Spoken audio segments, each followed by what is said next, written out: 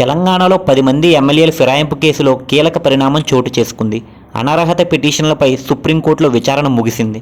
10 మంది ఎమ్మెల్యేలపై దాఖలైన అనర్హత పిటిషన్లపై స్పీకర్ నిర్ణయం తీసుకోకపోవడాన్ని సవాలు చేస్తూ బీఆర్ఎస్ ప్రెసిడెంట్ కేటీఆర్, ఎమ్మెల్యేలు పాడి కౌశిక్ రెడ్డి, కేపీ వివేకానంద దాఖలు చేసిన పిటిషన్లపై విచారణ జరిగింది. స్పీకర్ కార్యదర్శి తరపున న్యాయవాది అభిషేక్ మను సింఘ్వి, కౌశిక్ రెడ్డి తరపున ఆర్యామ సుందరం తమ వాదనలు వినిపించారు. ఎమ్మెల్యేల ఫిరాయింపుపై సుదీర్ఘంగా వాదనలు జరిగాయి. స్పీకర్ నిర్ణయానికి కాలపరిమితి విధించే విషయంలో ఇప్పటి వరకు ఎలాంటి తీర్పులు లేవని సింఘ్వి కోర్టు దృష్టికి తీసుకెళ్లారు. అయితే రీజనబుల్ టైం అంటే 2028 వరకు వేచి చూడాలా అని అభిషేక్ మను సింఘ్విను సుప్రీంకోర్టు ప్రశ్నించింది.